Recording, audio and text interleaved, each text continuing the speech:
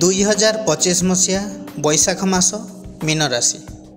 नेत्रपीड़ा अनुभव करेंगे, उदर रोग में आक्रांत हेबे, भय वृद्धि पाइब, इंद्रिय संयम को अणदेखा करंतु नहीं।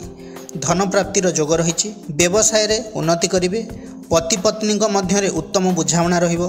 बुद्धंक जोगु पारिवारिक सुख शांति नष्ट हो पारे। व्यवसाय वाणिज्य रे क्षति तथा आर्थिक हानि देखौछि। भाई बंधुंक सह विरोध देखा दे पारे।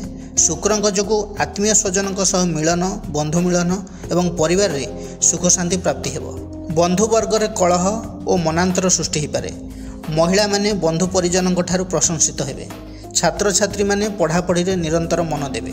प्रतिकार कथा जदि कहबी तेबे आपणकर राशियाधिपति हेले बृहस्पति। बृहस्पतिंकर बीज मंत्र जप करंतु। मंत्रटी हेला ओम ग्रां ग्रीं ग्रौं सह गुरवे नमः। दैनिक 108 थर जप करंतु।